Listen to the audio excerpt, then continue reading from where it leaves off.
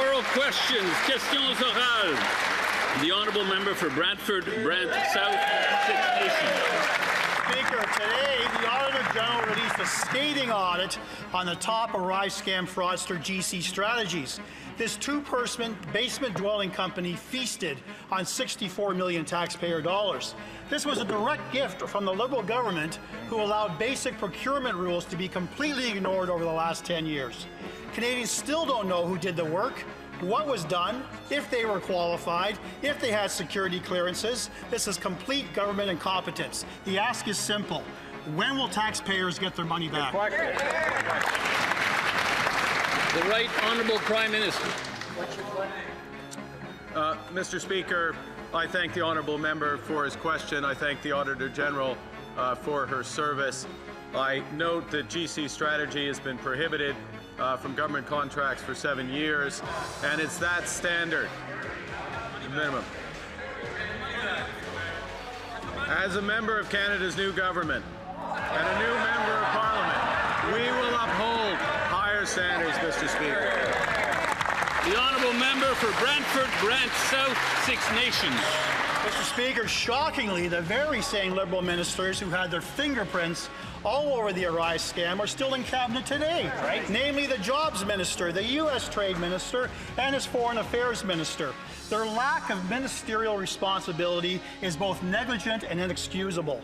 The fraudulent payment of $64 million isn't just about reckless spending, it's a total waste of taxpayer dollars and a betrayal of Canadians who are living through a cost of living crisis. So I ask the Prime Minister again, when will taxpayers get their money back? That's a good question. Right Honourable Prime Minister. Mr. Speaker, I would like to commend the members opposite for supporting the Making Life More Affordable Act to get taxpayer dollars back to Canadians. And commit.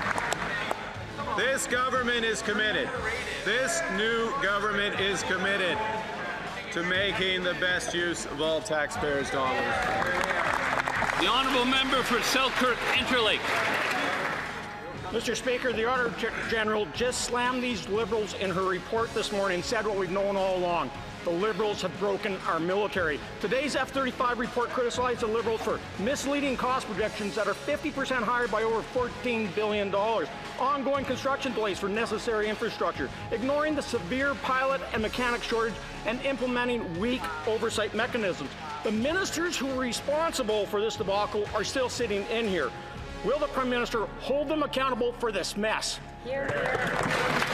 The Right Honourable Prime Minister. Mr. Speaker, I'd like to know if the member opposite holds himself accountable for letting military spending fall below 1%. That's right. When the Conservatives were in government. This government has doubled military spending in cash terms. We're meeting our NATO obligations this year, leading from the front. The honourable member for Selkirk Interlake. Prime Minister, we actually delivered for our military. We bought brand new 5 CF-18 Bullmasters, new Hertz, new Leopard tanks, new Chinook helicopters. We delivered. Instead, what we got here is an Auditor General report reference her 2018 report on Canada's fighter jets. That report said the biggest obstacle to meeting operational requirements was a shortage of fighter pilots and technicians. Over the last Liberal decade, the Liberals have worsened this capability gap through mismanagement and completely ignoring the Auditor General's recommendations. So, the question is, the Foreign Minister who was responsible for the military back in 2018 is still in his cabinet.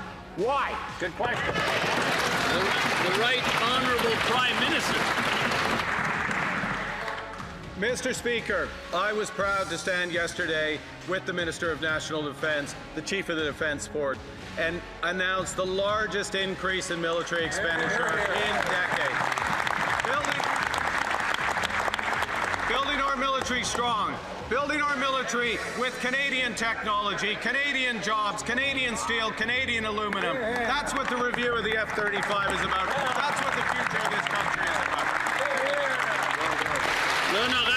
The honourable member for Charles-Haute-Saint-Charles.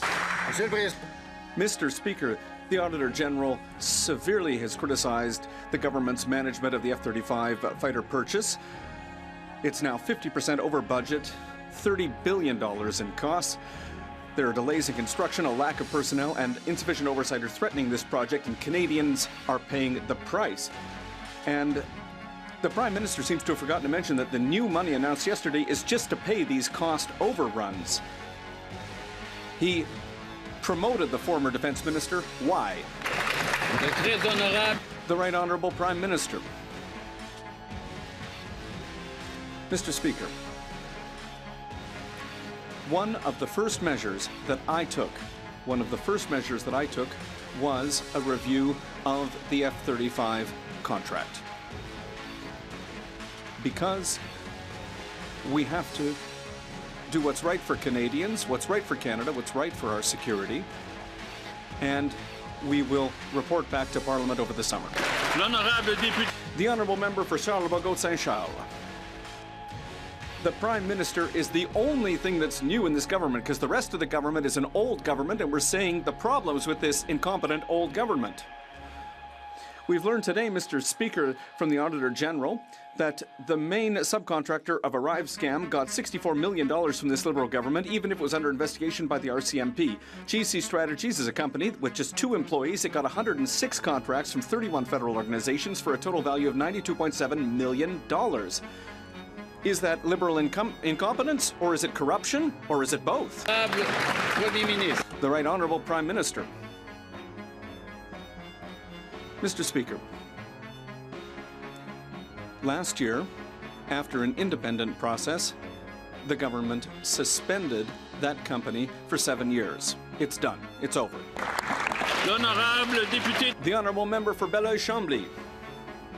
Mr. Speaker, sit down. It's a little complicated. The Prime Minister gave Canadians back money that they had not paid. So it's an advance for a sum of money that they will not pay back. So about $4 billion was distributed to Canadians a week before the election, but not a cent to Quebecers. Can the Prime Minister explain this to Quebecers? The Right Honourable Prime Minister. Mr. Speaker, I am proud that we cancelled the carbon tax. Quebec and British Columbia have their own systems. Our decision, including the decision on the last payment of the rebate, involves the rest of Canada. The Honourable Member for Belleuil-Chambly. Well, it's completely illogical, Mr. Speaker. You pay back those who pay, not those who don't pay. But now that we know clearly that this has nothing to do with the carbon tax that was cancelled or that was criticized by the OECD, and we can understand that this money was a gift before the election and an injustice, does he recognize that the $3.7 billion that were given to Canadians have nothing to do with climate change? The Right Honourable Prime Minister. Quebec, Mr. Speaker, Quebec didn't pay that consumer carbon tax. So it's not unjust, it's coherent that the rebate would continue one last time to allow an adjustment for families across Canada. The Honourable Member for Belleuil-Chambly. Mr. Speaker, I would be very happy to explain this because the carbon tax that applies in Quebec since 2013, I put it in place as Minister of the Environment. I'd be happy to explain that. The Prime Minister clearly is better with numbers than with facts. Will he compensate Quebecers for the $814 million that he owes them? The Right Honourable Prime Minister. Mr. Speaker. Mr. Speaker. As the Bloc leader has just said, he created Quebec's own carbon tax system. It was different, and it's different across the country, including British Columbia.